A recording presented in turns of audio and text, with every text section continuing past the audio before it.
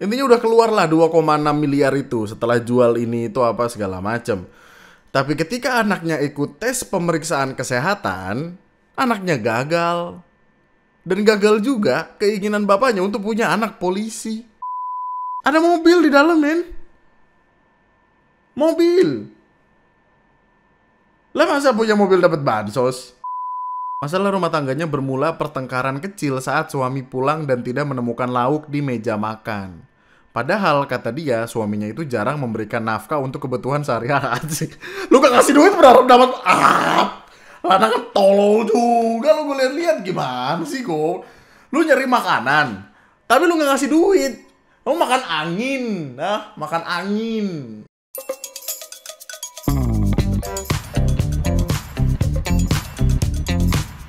Banyak jalan menuju Roma. Orang seringkali bilang demikian. Jalannya itu ya, bisa macam-macam. Ada yang dengan usaha, ada yang dengan uang. Tapi kadang orang-orang ini suka lupa kalau misalkan kita menggunakan uang sebagai sarana transportasi, ada kemungkinan untuk kita ditipu. Mungkin lu udah beberapa kali dengar ada kasus-kasus kayak gini, kayak bos rumah makan ditipu calo penerimaan Bintara Polri. Rugi 1 miliar. Polisi ungkap penipuan modus janji lolos jadi anggota Polri. Korban rugi 750 juta. Tipikal modus-modus penipuan yang selalu ada hampir setiap tahun. Atau mungkin setiap tahun, gue gak tahu juga. Padahal pihak kepolisian udah bilang kalau seleksi Polri itu murni, gratis, dan transparan. Kok masih ada aja oknum-oknum atau orang-orang yang berusaha menipu dengan iming-iming untuk jadi polisi. Kita harus clearkan ke masyarakat, rekrutmen Polri gratis. Bersih dan akuntabel, gratis. Kenapa gue ngomongin itu? Karena ada perkara ini, sudah bayar 2,6 miliar dan jual Rubicon serta Mini Cooper, anak masih gagal jadi polisi. Ceritanya, ada warga Kabupaten Pekalongan yang merasa tertipu. Anaknya dia pengen jadi polisi. Datanglah orang yang menghubungi korban, menawarkan jalur khusus atau ordal untuk masuk akpol buat anaknya. Dari obrolan antara pelaku dan korban, biaya yang harusnya dikeluarkan adalah 3,5 miliar. Disebut sebagai syarat. Jadi kayak total nih 3,5 harusnya. Korban diminta tanda keseriusan dulu nih. DP lah di awal 500 juta. Udah dikasih tuh 500 juta. Kemudian ketemuan lagi di rumahnya, ngasih lagi 1,5 miliar. Lalu transfer lagi 650 juta. Jadi total tuh kayak 2,6 miliar. Untuk apa? Untuk anaknya bisa masuk polisi. Mungkin dia terlalu bersemangat dan jor-joran banget orangnya. Men, punya Rubicon sama Mini Cooper dijual. Rubicon, Mini Cooper, ini mobil-mobil mahal yang kayaknya nggak akan terpikirkan untuk kita punya list di dalam rumah kita. Sekarang kepikirannya masih Supra. Suprax. Intinya udah keluar lah 2,6 miliar itu setelah jual ini itu apa segala macam. Tapi ketika anaknya ikut tes pemeriksaan kesehatan, anaknya gagal. Dan gagal juga keinginan bapaknya untuk punya anak polisi. Dia kira dengan udah bayar semuanya udah aman, lancar, terkenal sampai belakang. Ternyata tidak. Ternyata ditipu. Ada 4 orang pelaku yang sudah ditahan. Kasus ini melibatkan 4 pelaku, 2 oknum Polri dan 2 warga sipil. Masih bertugas dan setelah dilakukan proses penyidikan, tentunya mereka ini akan dilakukan tindakan khusus. Oknum ya, oknum. Jadi kayak mungkin karena ada oknumnya ini, si bapaknya jadi percaya. Kayak, oh ada polisi beneran kok di dalam situ, gitu. Nah ketika gagal, pelaku mulai ngeles. Korban baru sadar bahwa yang dijanjikan tidak pernah ada jaminan resmi dari institusi. Betul, karena sekali lagi apa? Dijelasin sama polisi kok masuk polisi gratis. Gratis bro. Gratis. Ya sebenarnya gue nggak pengen, gue sih nggak yang peduli banget perkara ditipunya apa segala macam, karena bapaknya juga kan artinya ketika dia mendaftarkan diri itu artinya ada kecurangan yang diinginkan juga. Maksud gue mempertanyakan 2,6 miliar ini. Lu udah punya 2,6 miliar. Ngapain lagi sih? Maksudnya itu duit banyak banget loh. Lu bisa hidup dengan berkecukupan dan bahagia dengan 2,6 miliar. 2,6 miliar kalau lu taruh di instrumen investasi dengan return 6% per tahun, lu akan dapat 156 juta per tahun. Dibagi 12, lu akan mendapatkan 13 juta per tahun. Itu duit semua, yo. Lu ungkang-ungkang kaki kagak ngapa-ngapain. 2,6 miliar lu bikin kos-kosan. Anggaplah satu pintu makan budget 100 juta, lu udah punya kos-kosan 26 pintu, sebulan 26 juta. Yo. Itu jaminan hari tua yang menyenangkan sekali, yo. Kenapa sih? Tujuannya apa? Bukankah sesuatu yang dimulai dengan kecurangan tidak akan berakhir baik ya? Pelaku bisa dikenai pidana pasal 378, which is penipuan, dan pasal 372, which is penggelapan. Pelakunya udah ditahan, seingat gue, dari sepengetahuan gue. Cuman nggak ada kabar pastinya yang gimana-gimana banget. Tapi ya ini. Ada komen-komen kayak gini. Gimana ya? Ya. 2,6 miliar, maksudnya decision untuk menggunakan 2,6 miliar untuk sesuatu yang terjadi juga. Demi anak jadi PNS, pedagang bawang di Nganjuk kena tipu sampai 1,5 miliar. 1,5 miliar. Kenapa lu pada kaya-kaya banget sih, maksudnya? Kenapa ketika lu punya duit yang lu lakukan adalah hal-hal aneh semacam ini? Buat apa? Ngapain? 1,5 miliar, buset. 1,5 M lu bisa buka pabrik nggak sih? Pabrik kecil-kecilan gitu loh ya, kayak. Masalahnya kayak pedagang bawang di Nganjuk kena tipu. Pedagang bawang punya 1,5 M. Berarti kan ini bukan pedagang bawang yang ecek-ecek dong. Ini pedagang bawang yang gede-gedean ini. Ceritanya sendiri ini datang dari tahun 2022. Oh wow. Di tahun 2022, Ibu Sunarti berkenalan dengan seorang pria. Kenalannya bernama Nanang Dwi Ika Prasetya, 27 tahun, asal Bojonegoro, yang mengaku bisa meloloskan anaknya kerja di perpajakan. Pelaku sendiri mengaku sebagai PNS yang nyambi jadi supir tengkulak bawang. Loh, kok uang 1,5 miliar itu bertahap? Ada yang sekali transfer 400 juta dan terakhir awal tahun juga transfer. Semua bukti ada. Penipuan itu berawal saat korban bermaksud mencarikan pekerjaan anaknya. Pelaku lantas menawarkan tes jadi sekretaris desa, tapi gagal. Oke, kayak gini. Ketika lu nyogok orang dan gak berhasil, harus curiga dong dari awal. Kok masih lanjut? Karena hal ini, pelaku selanjutnya menawarkan pekerjaan anak korban di bidang perpajakan dengan status sebagai PNS. Lagi-lagi korban pun tergiur dan menerima tawaran pelaku dengan menyerahkan sejumlah uang, di mana uang 1,5 miliar itu didapat dari hasil menggadaikan sertifikat tanah, rumah, serta kendaraan mobil. Total ada 7 surat berharga yang digadaikan ke sebuah bank. Nah. Gimana ya jadinya ya?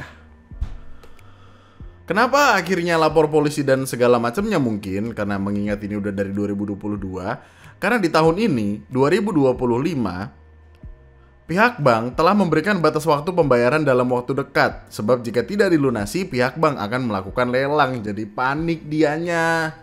Kayak, aduh ini gimana? Semua bakal diambil dan dilelang. Ini duit harus balik, yang gitu-gitu. 1,5 M, men. Ini duit semua ini. Kalau misalkan bikin kos-kosan, sama aja. Ya tapi maksudnya kayak, lu mending lu puter gak sih duitnya? Lu punya duit sebanyak itu, men. Kenapa lu memperjuangkan sesuatu yang masih belum pasti? Janji-janji palsu kok didengerin, maksudnya. Gue sih akan selalu curiga sama orang yang omongannya gede ya. Maksudnya, emang lu enggak? Kayak orang ini datang terus kayak, saya kemarin berhasil masukin anak ke PNS, ke polisi, ke bulan. Oh gampang itu. Ketika sesuatunya harusnya normal untuk susah, terus dia tiba-tiba datang menggampangkan sesuatu, there is something's wrong gitu ya, kayak sampai gade mobil, gade sertifikat tanah. Pantesan orang di internet kayak ya kerjaan hasil dari gade sawah aja belagu lu gitu. Pantes orang di internet sering kayak gitu ya. Dan ini masih membuktikan kepada kita kalau PNS masih menjadi tolak ukur dari kesuksesan orang-orang. Banyak sekali orang. Mungkin lu yang tinggal di kota, lu yang tahu bagaimana dunia bekerja, lu akan merasa kayak, oh, PNS bukan segalanya gitu. Tapi untuk orang-orang tua yang masih mempercayai itu, mempercayai bisa pensiun dengan enak apa segala macem, mereka masih merasa PNS tuh emas, berlian, makanya harus dikejar, yang padahal kan nggak juga. Atau mungkin itu supaya mereka bisa punya kebanggaan tersendiri ya. Maksudnya kayak orang tuanya bisa yang ke tetangga-tetangga, anak gue jadi PNS dong. Lihat nih anak gue. Nyuci baju PNS ya kan. Dijemur terus 7 hari tuh kagak diangkat-angkat biar orang tahu ya kan.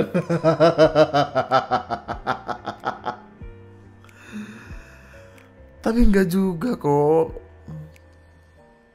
Banyak orang yang nontonin gue, yang nontonin live, yang join membership, ngobrol di Rabu Gibah, banyak dari mereka yang PNS. Dan apakah dengan menjadi PNS akan semerta-merta ngebikin lu sukses dan bahagia? Enggak juga. Tertipu. 2,5 M, 1,5 M. Kayaknya kita lebih butuh pelajaran finansial deh. Maksudnya kayak apa yang harus kita lakukan dengan uang ini gitu. Gue nggak tahu lu yang nontonin ini tuh pernah daftar jadi PNS atau enggak, pernah ada usahanya untuk daftar CPNS atau enggak. Tapi kalau misalkan lu udah berusaha daftar mati-matian, bertahun-tahun lu coba terus dan gagal terus juga, gagal karena lawan lu adalah orang-orang kayak gini. Niatan awalnya jelek, giliran ketipu, ya. Susah, orang mau ngebela tuh susah. Karena apa? Karena ya mulainya aja dengan nyogok. Ini kan 1,5 M ya. Yang tadi kan 2,6. Kalau 2,6 lu bisa dapat 150-an juta per tahun dan 10 juta per bulan. Ini paling nggak 5 juta per bulan lah. Kayak gaji PNS aja. Kalau lu investasiin ya. Ya kocak. Terus ini, lu harus tahu men betapa orang marah-marah tentang ini men. Kita kadang kasihan sama orang yang kesulitan secara ekonomi. Negara kita adalah negara dengan orang dermawan paling banyak di dunia. Makanya kadang sedih ngeliat orang yang susah. Tapi ketika lu tahu orang-orang susah ini, orang-orang yang butuh bantuan ini ternyata nggak butuh-butuh banget, kesel juga ya. Banyak orang marah-marah di internet lu.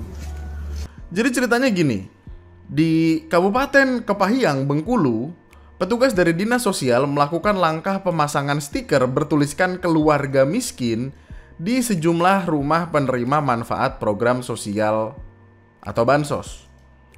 Terus ketika rumah-rumah mereka berusaha untuk dipasangin stiker ini, banyak dari mereka yang menolak. Kami pasang ini, Bu. Kalau Ibu tidak bersedia masang, Ibu mundur dan kami jadi pasang. Tanya keberatan enggak Ibu? Mundur kayak kalau Nah. kalau itu kan. Nah, Dan ini kesel loh men. Maksudnya gini, rumahnya gede loh ini, gede banget. Tapi menerima bansos, kan aneh ya. Oke lah, masih ada kemungkinan kayak rumah tuh emang udah dipunya dari lama, terus ini peninggalan, pekerjaan mereka susah apa segala macem. Masih ada kemungkinan itu. Tapi kalau ini ada mobil di dalam men. Mobil. Lah masa punya mobil dapat bansos? Gimana? Hah? Bro, gimana? Mobil. Jual aja mobilnya. Apa sih? Well, kita nggak tahu sih itu mobil punyanya dia atau bukan ya. Artinya gue positive thinking banget. Ibu nak graduasi. Iya, Pak. Nah, kalau Ibu graduasi, terima kasih alhamdulillah. Iya, Ya, Pak. ini tidak kami pasang, tidak jadi. Dan mudah-mudahan ini akan menular ke yang lain kalau mereka sudah merasa mampu, mudah-mudahan usaha. Well, iya juga sih. Sebenarnya gini, konteksnya adalah siapa tahu memang sebelumnya mereka belum berkecukupan, makanya butuh bansos ini. Kemudian waktu berjalan dan mereka jadi sukses, tapi bantuannya ini belum dicabut dan kebiasaan mungkin terbiasa menerima. Akhirnya baru sekarang ketika ada verifikasi baru mereka oh iya udah mundur gitu. Karena ada yang lama banget loh, ada yang sampai 7 tahun. 7 tahun waktu yang panjang untuk berkembang kan? Wah, panjang sekali. Dalam laporan disebut bahwa jumlah yang memilih mundur mendekati ratusan orang. Ada banyak aspeknya kayak mungkin mereka sadar mereka udah berkecukupan. Mungkin mereka malu. Rumahnya ditulisin penerima bantuan miskin atau gimana. Atau ya si penerima ini mikir kayak yaudah buat orang lain aja.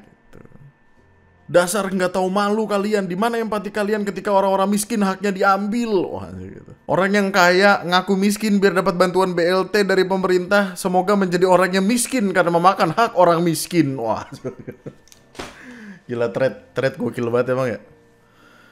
Wah, asik parah banget. Sebagai sanksi sosial, pas lewat rumahnya, warga nyanyi sambil bilang rumah orang miskin, rumah. Parah banget. Karena harusnya mereka tidak berhak ya. Tapi kemudian ini menjadi polemik lain. Polemik lain yaitu apakah memang orang yang benar-benar miskin layak untuk diberikan stiker rumah tersebut? Maksudnya orang yang benar-benar membutuhkan bansos harus menerima stiker rumah tersebut. Niatannya sih sebenarnya niatannya bagus ya. Maksudnya orang-orang yang sudah berkecukupan ketika dipasangin stiker itu kan malu, akhirnya mereka mundur dari penerima. Tapi orang yang benar-benar butuh untuk menerima itu, apakah pantas untuk diberikan stiker itu gitu loh. Ini yang jadi perdebatan juga. Masalahnya nih kayak meskipun tujuannya adalah transparansi, tapi bagaimana perasaan yang punya rumah, bagaimana dia bersosialisasi dan lain sebagainya gitu. Apakah efektif atau enggak? Jadi kayak rumah lu dilabelin aja, men. Soalnya kalau dilihat-lihat makin aneh lu internet. Nggak cuma orang-orang yang harusnya berkecukupan masih dapat bansos, tapi juga ada kasus di mana orang-orang main judol terdeteksi menjadi penerima manfaat bansos. Ini di Jawa Barat nih. Ada 424 penerima bansos yang dicoret dari daftar penerimaan setelah Pusat Pelaporan dan Analisa Transaksi Keuangan mendeteksi keterlibatan mereka dalam judi online. Udah susah main judol, goblok. Dongo. Mereka dikasih bansos nih. Duit bansosnya kagak dipakai buat makan tapi buat judol. JP toh. Gue nggak tahu lu pernah kenal atau enggak sama orang-orang yang judol. Tapi banyak sketsanya lah di internet, banyak gambaran-gambaran yang seolah-olah ngasih lihat mereka tuh sangat percaya dengan judol itu. Mereka mengorbankan segalanya. Ketika rungkat mereka akan diam-diam, bengong apa segala macam. Tapi ketika menang, dia akan kayak, nih lihat gue dapet duit banyak, ayo gue traktir makan-makan, jadi sombong gitu. Giran susah minta bansos, ya gimana? Kok bisa? Katanya dapat banyak dari judol, kok ngantri bansos? Perkara ini itu membingungkan sekali. Gue nggak tahu mesti dibawa kemana karena gue bukan konselor pernikahan, karena gue nggak expert dalam pernikahan, gue nikah juga belum lama. Tapi gini men, ada sebuah diskursus yang lagi muncul di masyarakat, obrolan-obrolan tentang orang-orang yang keterima menjadi P3K atau pegawai pemerintah dengan perjanjian kerja yang memutuskan untuk menceraikan pasangannya. Contoh, istri lulus PNS ceraikan suami kuli. 42 istri lulus P3K di Cianjur ajukan cerai. Heboh, puluhan guru di Blitar ajukan cerai usai dilantik jadi P3K. Apa yang terjadi ya? Dan ini bukan yang cuman istri keterima kerjanya enak terus nyerahin suami. Enggak, tapi juga sebaliknya. Ada suami menceraikan istri karena keterima P3K seperti yang viral, yang lagi rame, yang sampai masuk ke podcastnya Densu yang di Aceh itu. Apa yang terjadi? Kenapa? Asumsi orang-orang pertama adalah banyak dari mereka yang sebenarnya hubungannya tuh autopilot. Jadi kayak si suami udah gedek sama istri atau si istri udah gedek sama suami. Kemudian mereka memiliki harapan baru, secerca harapan baru yaitu masuk P3K. Sederhananya satu langkah lagi menuju PNS lah. Mereka tahu kehidupan mereka akan baik, mereka tahu masa depannya akan lebih cerah. Jadi ketika memiliki pijakan yang baru, pijakan yang lama dibuang aja karena pijakan yang lama itu nyusahin doang. Banyak yang berpikiran kayak gitu mungkin. Jadilah banyak kasus perceraian. Karena ini tentang dinamika rumah tangga orang yang mana beda-beda, yang mana kita nggak tahu suaminya seperti apa atau istrinya seperti apa. Cuman kalau kasusnya kayak yang di Aceh ini kan kasihan, men. Lu harusnya udah denger lah ceritanya ya. Maksudnya ini rame di mana-mana, di Twitter, IG, TikTok apalagi. Jadi ada seorang istri mengaku diceraikan pada 15 Agustus lalu, 2 hari sebelum sang suami menerima SK P3K. Ia menulis bahwa ia harus pulang ke kampung halamannya di Aceh Selatan bersama anak-anak mereka setelah perceraian itu. Ada videonya kok. Ada videonya, dan videonya tuh, wah, viewsnya banyak banget, bro. Tanpa dia kok hidup. Ini adalah video ketika sang istri yang habis diceraikan itu pengen pulang ke rumah orang tuanya, ngebawa anak-anaknya naik travel. Terus tetangga-tetangga di dekat rumahnya itu pada simpati, pada sedih, pada ngasih semangat. Dan ibu-ibu berkoyo inilah yang paling, wah, respect, bro. Ceramah di rumah anggota buka. Ini mana yang lama? Kan badanmu cantikkan. Datang pakai susah yo. Bentokkan badanmu. Tanpa dia kok hidup. Anjay, gokil. Itu adalah semangat perjuangan. Let's go. Cantikan badanmu, baguskan badanmu, tanpa dia kau hidup. Dan perkara ini ramai sekali, men. Ramai banget karena ya seperti hal lainnya di internet lah. Maksudnya kita tidak ada yang bisa terima arogansi. Kita tidak ada yang bisa terima dengan orang lain merendahkan orang lain. Apalagi baru P3K. Ini tuh diomongin banget sama di mana. Gue ceritain ke istri gue kan. Ya ngeliat dah. Masa ada istri diceraiin gara-gara suaminya masuk P3K. Baru P3K aja begitu. Melotot ya. Lanangan gatel. Jadi kan peresmiannya itu 17 Agustus nggak sih? SK-nya turun 15 Agustus. Dan katanya di talak 3-nya itu ketika ya 15 Agustus itu. Jadi kayak 2 hari sebelum pelantikan. Ada kalimat-kalimat yang terutama setelah Melda menceritakan bahwa selama bertahun-tahun ia mendukung perjuangan suaminya hingga akhirnya lulus seleksi P3K. Dimulai dari nol. Sempat ngebeliin baju buat peresmian suaminya. Udah ngebayangin ketika nanti dia dan 2 anaknya foto-foto bersama suaminya setelah pelantikan. Ya Allah, sedih banget kalau dipikir-pikir ya. Kayak lanangan gatel, cok, ancok. Ya, sedih bener. Berjuang dari nol, tapi ketika udah 100, wah, ditinggalkan. Well, belum 100 banget sih, maksudnya ini baru P3K gitu. Oh, ini ada awal mula nih, awal mula diceraikan. Masalah rumah tangganya bermula pertengkaran kecil saat suami pulang dan tidak menemukan lauk di meja makan. Padahal kata dia suaminya itu jarang memberikan nafkah untuk kebutuhan sehari-hari. Lu gak ngasih duit berharap dapat Lana kan tolol juga. Lu gue lihat gimana sih kok. Lu nyari makanan tapi lu gak ngasih duit. Lu makan angin. Makan angin.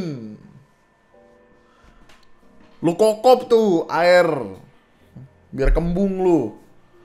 Hari itu tanggal 14 Agustus dia pulang kerja, udah sore. Terus dia marah-marah gitu. Nggak ada kawan nasi di rumah, nggak ada lauk di rumah. Karena bagaimana saya harus masak nasi atau kawan nasi sedangkan apapun tidak ada di rumah. Suami Fitri terus marah dan mengeluarkan kata-kata kasar hingga dinilai melukai harga dirinya. Dengan perasaan penuh amarah, suami Fitri memilih pergi bersama rekannya hingga pulang larut malam. Amarah suami Fitri terus berlanjut hingga keesokan harinya. Merasa tidak dihargai, Fitri lantas membalas ucapan suami yang dinilai menyakitkan hatinya hingga terjadi ribut besar. Saya balaslah repetan dia, kamu mau apa? Kesalahanku apa? Saya bilang, kamu kan tidak bawa belanja, nggak ngasih nafkah apa-apa, jadi apa yang saya masak? Jadi dia memancing emosi saya terus, dipancing-pancing sama dia, terus saya merepet sama dia. Setelah itu saya pergi cuci piring karena capek ribut terus. Saat Fitri mencuci piring, ternyata suaminya sudah membungkus baju lalu pergi ke rumah tetangga untuk minjem sepeda motor. Saat kembali ke rumah, sang suami langsung mengucapkan talak cerai di hari itu juga. Dia langsung bilang ke saya, kamu Fitri saya ceraikan, 1, 2, 3. Lalu dia pergi membawa bajunya.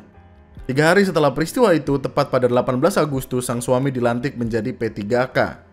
Fitri menegaskan suaminya menceraikan dirinya bukan semata karena pertengkaran rumah tangga, melainkan karena sang suami akan dilantik menjadi P3K.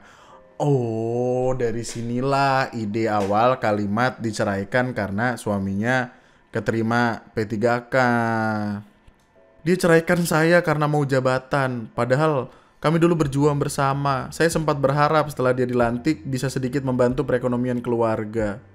Selama menikah, Safitri ikut membantu mencari nafkah dengan berjualan sayur dan cabai di pasar. Dan dari sependengaran gua, ini tuh dia jualannya malam gitu loh men, kayak jam 9 udah ke pasar gitu-gitu. Hasil dari jualannya pun dia belikan untuk keperluan dan atribut Kopri suaminya menjelang akan dilantik sebagai P3K.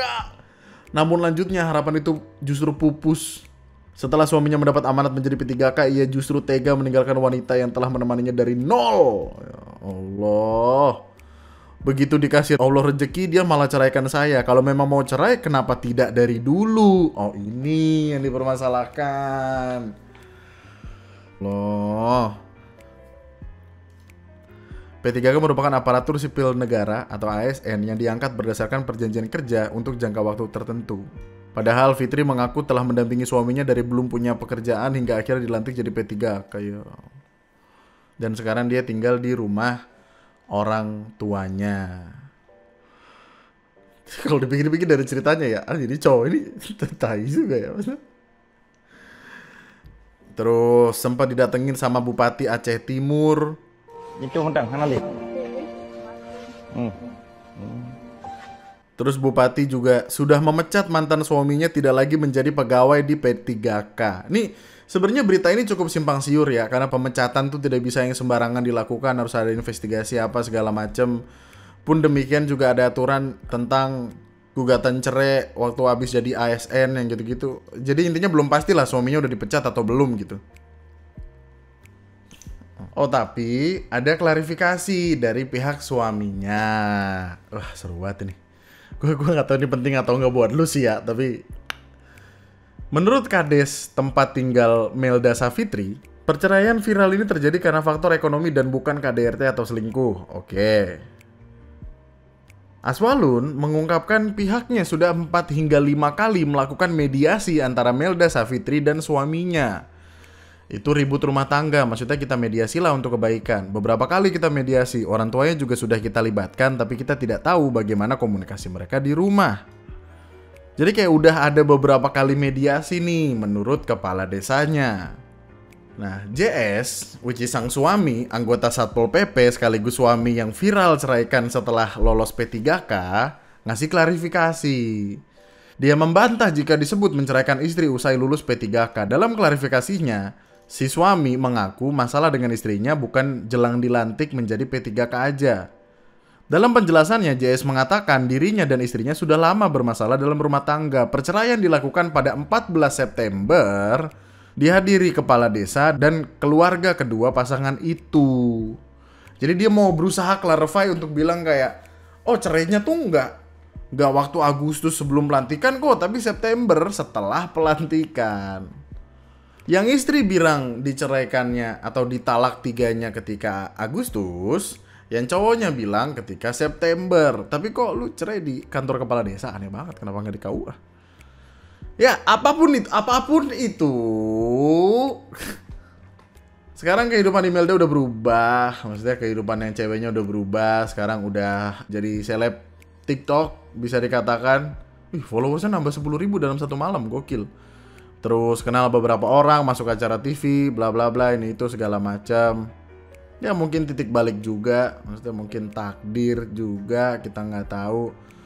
Cuman pada akhirnya kan ini tidak mengubah fakta bahwa banyak orang yang tiba-tiba setelah diterima jadi PNS nyerahin pasangannya. Menurut beberapa orang di internet ini terjadinya karena kontrol yang berubah. Kayak katakanlah awalnya suami yang nyari duit, nyari kerja, istrinya cuma bisa manut, bisa iya-iya aja, tapi somehow kemudian istrinya masuk PNS, terus istrinya jadi punya kontrol di dalam rumah tangga tersebut. Kemudian dia sadar selama ini tidak diperlakukan baik, akhirnya memutuskan untuk minta cerai. Atau katakanlah kayak ada seorang istri, seorang cewek nikah sama cowok, cowoknya mau kondo, nggak mau kerja, nggak mau nyari duit, nggak ngasih nafkah apa segala macem. Istrinya cuman bisa manut-manut aja, terus istrinya keterima jadi PNS dan dia bisa mendapatkan kepercayaan diri itu, kemandirian itu, akhirnya gua pergi atau gitu. Ya gimana ya? Menurut lu apa, men? Menurut lu apa? Karena alasannya bisa banyak sekali dan gak ketahuan. Dari info ini BPS di tahun 2024 dari 1.478.302 pernikahan terdapat 394.608 kasus perceraian atau 26,7% keluarga mengalami perceraian. Pengajuan perceraian paling banyak diajukan istri sebanyak 78,3% dan sisanya oleh suami. Wow. Jika pada tahun 2025 ini marak gugatan cerai di kalangan aparatur sipil negara, maka peluang gugat cerai akan semakin meningkat dibandingkan tahun-tahun sebelumnya. Apa permasalahan ini rentan dengan kayak, sekarang gue udah sukses, gue udah bisa punya milih hidup gue sendiri, kita mau cerai, apa gitu, gimana? Masalahnya melebar kemana-mana, men. Dari kemarin kan banyak kasus artis cerai ya. Di kolom komentarnya cobalah lu cek, pasti ketemu satu atau dua yang kayak, yang cowoknya keterima P3K ya.